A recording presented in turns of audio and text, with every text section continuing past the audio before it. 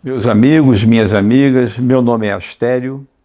Estou iniciando uma nova tarefa nessa jornada terrena, exatamente fazendo palestras agora sobre a doutrina espírita. Estou habituado a falar de outros temas, segurança pública, área penitenciária, direitos humanos, mas na doutrina espírita é a primeira vez em vídeo que eu estou tendo a coragem de me dirigir a todos vocês.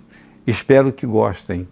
O tema de hoje será os séculos que antecederam a doutrina espírita.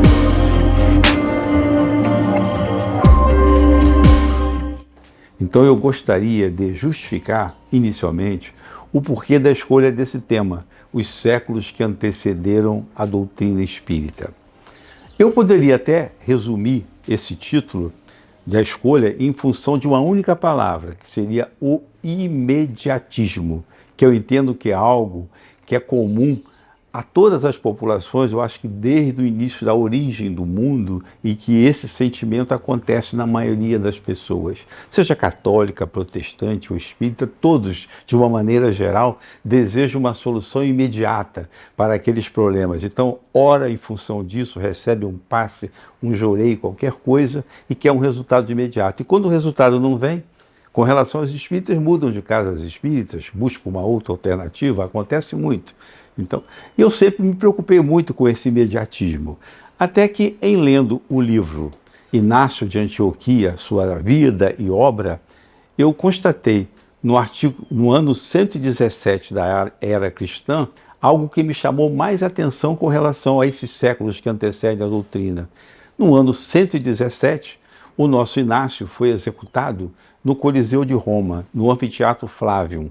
E quando ocorria a execução, junto com mais 300 outras pessoas, 180 mulheres e 120 homens, naquele momento ele nada sentiu daquele doloroso transe, porque ele já foi socorrido de imediato pela espiritualidade amiga. E o primeiro que ele reconheceu sorrindo naquele momento foi exatamente João Evangelista, a quem ele chamava de pai, que Jesus disse que João deveria tomar conta dele, né? Então, João chega para ele e diz: Inácio, você cumpriu a sua missão. Então o mestre vai lhe desejar a coroa da vida eterna. Mas antes que você parta para o plano espiritual, ele gostaria que você realizasse o que você tem em mente. Então ele disse que gostaria de visitar os sítios por onde ele passou, fazendo a pregação do Evangelho de Jesus.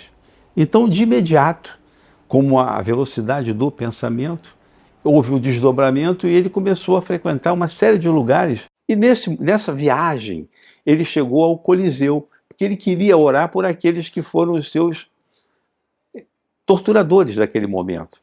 E quando ele lá chegou, ele já estava acompanhado espiritualmente, nada mais, nada menos, de Maria, a Mãe Santíssima, do Simão Pedro e também de Paulo de Tarso. Ele ficou tão encantado com essas presenças naquele local que ele virou e disse: olha, eu vejo que para Roma vieram os aportes das tradições da nossa igreja de Jerusalém.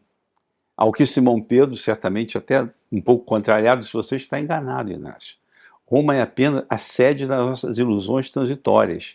O Mestre Jesus, na realidade, transportou todas as tradições da igreja de Jope, de Jerusalém, de Antioquia, e inclusive de Roma, para os Alpes transalpinos.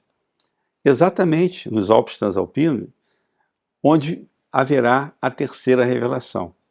Ele de imediato quis ir também até lá, onde encontrou-se com essas pessoas. Então veja só, ele estava anunciando nesse momento que a terceira revelação, quer dizer, a doutrina espírita, surgiria em Lyon, não é? No antigo Logdunum. Isso surgiria no século XIX, minha gente. Então vejam como as coisas não são imediatas. Nós estamos partindo do ano 117 da era cristã, estamos chegando no século XIX, quando vem a doutrina espírita, particularmente no dia 18 de abril de 1857, com o Livro dos Espíritos. Então, quanto tempo se passou diante disso? Eu acho que somente isso justifica o porquê da escolha do tema e nos permite a reflexão que não podemos ser imediatos, que tudo tem um determinado tempo para acontecer, não é isso? A doutrina espírita, ela sempre existiu. Nos anos mais longínquos, ela se fez presente. através de escritos, através de crenças, através até mesmo de monumentos. É o Espiritismo que traz uma luz nova no horizonte para os séculos que viriam futuramente, inclusive uma luz não menos brilhante também para os mistérios do passado. Essa doutrina é fundamental. E essas vozes dos espíritos são vozes que vêm do alto. Para quê? Para que o homem tenha uma transformação no seu conhecimento e na sua moral, para que ele seja então convidado a seguir a pátria do Evangelho. Então é por isso que existem essas manifestações de ordem espiritual. Mas voltando a esta evolução dos séculos que antecederam, nós vamos partir inicialmente de uma introdução. Essa introdução aborda os seguintes temas: o começo da nossa civilização, as necessidades de transformações que ocorrem no universo, os alicerces do conhecimento humano, como é que aconteceram, e as lacunas espirituais que existiam dessas pessoas que vieram para cá. Posteriormente, nós teremos o desenvolvimento, as revelações espirituais como vinham de ordem local e de ordem universal, depois o objetivo, por que essas revelações acontecem, e na conclusão, que objetiva a doutrina espírita com a transformação moral das pessoas. No começo da nossa civilização, nós tivemos aqui no planeta Terra, inicialmente, dois grupos de espíritos totalmente distintos. Um grupo que aqui já estava num processo natural de lenta e gradual evolução, e veio se juntar um outro grupo de espíritos. Por serem dotados intelectualmente de uma condição privilegiada desse aspecto filosófico, científico e também nas artes, na realidade, esse povo migrado trouxe para a Terra muitos conhecimentos. Eles foram responsáveis pelas bases do alicerce de conhecimento humano. Em pouco tempo, eles fizeram com que a Terra evoluísse em séculos, trazendo assim conhecimentos extraordinários, os quais nós até hoje, inclusive, utilizamos em função desse trabalho. Mas, muito embora muito dotados dessa inteligência, eles não conheciam nada de religião. Eles necessitavam de uma base de transformação para que eles pudessem melhorar as suas condições de conhecimento e melhorar também a sua alma, para em seguida eles terem condições mais tarde de reivindicarem a volta ao contato com seus entes queridos. Dentro dessas lacunas que eles tinham religiosas, nós temos como forma de preencher essas lacunas somente os ensinamentos religiosos. Então, na verdade, nós temos assim dois tipos de revelação. Uma revelação que nós poderíamos dizer que são revelações de ordem locais, quer dizer, específicas, que são conhecimentos mais densos, mais profundos, mais específicos, e revelações de ordem universais. Essas revelações universais são assim, atenderiam a todos, seriam genéricas, todos teriam condições de acompanhar esses entendimentos. Mas, inicialmente, o espírito humano não estava preparado para entender esses ensinamentos que nós vamos falar agora, exatamente esses locais. Por isso, muito embora esse conhecimento da espiritualidade não é do espírito, é do universo, esse conhecimento só poderia ser destinado exatamente a essas pessoas locais mais preparadas intelectualmente. O primeiro desses ensinamentos veio através das obras dos Vedas.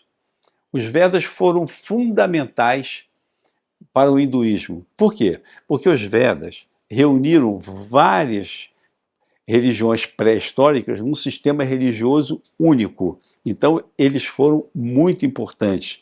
Para se ter ideia, quando a Índia o Egito desfrutava do ápice do conhecimento através das suas pirâmides, os Vedas, lá na Índia, já derramavam ensinamentos profundos, ensinamentos esses que já falavam da imortalidade da alma, da comunicação do espírito, da lei de causa e efeito. Eles falavam, inclusive, da possibilidade de você viver um planejamento reencarnatório. E de um conjunto de verdades que só era assimilada, só era possível ser entendida por aqueles que já tinham vivenciado isso na época anterior. Então, exatamente são esses povos que nós chamamos de migrantes. E os Vedas deram origem ao hinduísmo. E o hinduísmo surgiu há cerca de 5.000 anos antes de Cristo, na região do Vale do Rio Indo. É um rio importante do Paquistão que atravessa o norte da Índia. Inclusive a Índia recebeu esse nome em razão do rio Indo. E os primeiros documentos escritos dos Vedas exatamente remontam ao século II a.C. São coisas muito antigas. Não só conhecimentos védicos são de ordens locais, nós também tivemos revelações que foram trazidas nada mais nada menos por Moisés. Moisés também, séculos antes do Cristo, no ano de 1391 a 1271, ele nos trouxe assim, ensinamentos valiosos. Não só com relação ao Deus único, né? Moisés foi um instrumento de Deus, né? Trazido lá para libertar inicialmente o povo hebreu, e também o Moisés foi responsável pelo êxodo do seu povo através do deserto durante 40 anos. Né? E tem aquela famosa travessia do Mar Vermelho, onde Deus, através do seu servo Moisés, abre o Mar Vermelho para a passagem do filho de Israel. Então, Moisés não estava preocupado com os desdobramentos da doutrina espírita, imortalidade da alma, comunicabilidade dos espíritos, mas Moisés trouxe, a sua missão estava focada no Deus único, e foi isso que ele desenvolveu. Também revelada pelos hebreus, em séculos anteriores ao Cristo, nós temos a Cabala. É um conjunto de ensinamentos de moral e de religião que falava de Deus, do universo, do homem, da vida e da morte. Nós tínhamos na Cabala o mundo físico, o mundo emocional, o mundo mental e o mundo espiritual. São esses 4 mundos que pertenciam à Cabala. Nós verificamos as formas das revelações espirituais que foram trazidas até agora. Além dessas formas, nós temos os chamados precursores do cristianismo, que são Sócrates e Platão. Sócrates, desde o início, mostrava ter conhecimento das ideias cristãs. E ele foi fundamental para a doutrina espírita, porque nos ensinamentos de Sócrates nós temos assim os princípios fundamentais da doutrina espírita estão exatamente nas citações de Sócrates trazida a nós por Platão. Vejam só, eu citei apenas 4 delas que eu gostaria de analisar com vocês. A primeira delas é a seguinte: se a alma é imortal, depois desta vida, ela deve seguir para o mundo igualmente invisível e imaterial, da mesma forma que o corpo, em decomposição, retornará à matéria. Importa somente distinguir a alma pura, verdadeiramente imaterial, que se nutre, como Deus, de ciências e de pensamentos, da alma mais ou menos manchada de impurezas materiais, que a impede de se elevar ao divino, e aí tem, nos lugares, sua morada terrestre. Isto ele falou por mera intuição, mas a doutrina espírita nos traz exemplos materiais que materializam de uma forma categórica esta afirmativa. Se não vejamos o que está contido no Céu e o Inferno, na segunda parte, que fala da morte dos justos, página 164, diz o seguinte: que a transposição do corpo para o plano espiritual, ela se faz de uma maneira esperançosa e justa, sem nenhum contrafeito. Isso é feito de uma maneira natural para quem segue a doutrina. Então vejam que Sócrates já tinha uma perfeita noção da desmaterialização da alma. E é um profundo conhecimento que ele nos traz. E a segunda menção de Sócrates, que também merece ser citada, é que se a morte fosse a dissolução total do homem, seria um grande lucro para os maus, que, depois de sua morte, estariam livres ao mesmo tempo dos seus corpos, da sua alma e dos seus vícios. Vejam só, isso também que ele fala por intuição, no Céu e o Inferno, na segunda parte, no capítulo 1, tem o chamado O Passamento, na página 169, e mostra, nesse setor, dessa citação da doutrina espírita, que, independentemente de recursos materiais, de poder público e tudo mais, esta passagem não tem nada a ver com isso. Esses valores não se somam no plano espiritual. Os valores que se levam são esses valores íntimos, da transformação íntima de cada um dos seres. Esses sim estão aptos a encontrar uma vida mais serena, mais esperançosa no plano espiritual. A terceira citação que eu gostaria de mencionar, para mostrar que Sócrates e Platão realmente foram precursores do cristianismo, seria: vale mais receber que cometer uma injustiça. O que, antes de todas as coisas, deve-se optar, não é em parecer ser um homem de bem, mas sê-lo. Diálogo de Sócrates para seus discípulos na prisão. Então, vejam que isso se enquadra perfeitamente naquilo que está no capítulo 12, versículos 7 e 8 do Evangelho segundo o Espiritismo. É aquela história de que o sujeito recebe um tapa no rosto, oferece a outra face, o que é muito difícil, mas é uma menção das mais cristãs que se podem conhecer. E a quarta e última menção que nós faremos, de Sócrates e Platão, é exatamente essa. Se os médicos fracassam na maioria das doenças, é porque tratam do corpo sem a alma, e que o todo, não estando em bom estado, é impossível que a outra parte se porte bem. O Espiritismo dá a chave da relação que existe entre a alma e o corpo, e prova que há uma reação incessante de uma sobre a outra. Ele abre, assim, um novo campo de conhecimento para a ciência, indicando a verdadeira causa de determinadas doenças e a forma mais eficaz para tratá-las. Na realidade, hoje já há um entendimento em que a arte, a ciência e o espiritismo são os dois alicerces da inteligência humana. Então, um pertence às leis materiais, o outro pertence às leis espirituais. Então, consequentemente, eles são oriundos do mesmo princípio. A origem deles é de Deus, é divina. E como são verdades, uma não pode se desdizer a outra. Se uma fosse verdadeira e a outra não fosse, uma deixaria de existir. E Deus não vai deixar de considerar seus próprios princípios, não é? Então, hoje há uma proximidade, a medicina avançou muito com relação a isso, ao estudo da religião e da ciência que estão caminhando unidas para o bem-estar das pessoas que são tratadas. Nós temos inúmeros casos que são do nosso conhecimento e retratados até em reuniões mediúnicas que mostram que haja esse entrosamento total. Verdadeiros milagres ocorrem.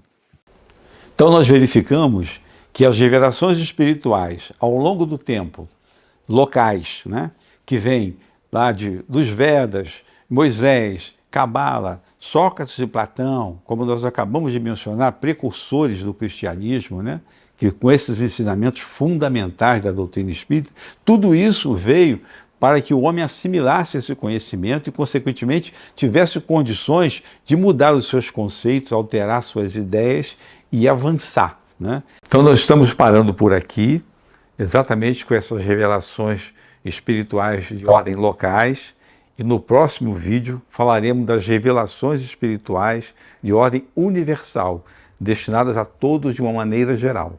Espero que gostem e, por favor, estejam de novo conosco e escrevam, façam seus comentários, e em vindo os comentários eu não só lerei como responderei a todos. Eu gostaria de compartilhar com vocês o meu sentimento. Eu estou me sentindo assim muito aliviado. Eu tinha muitas dúvidas se eu conseguiria realizar essa tarefa, mas eu fui especialmente incentivado pelo meu editor, que é o Eduardo Caon, pela paciência dele, do corta, volta e retorna, etc., se dirige com mais naturalidade. Então é isso que eu estou buscando. E manifestem também a opinião de vocês sobre isso, sobre essa naturalidade que a gente está buscando. E muito obrigado.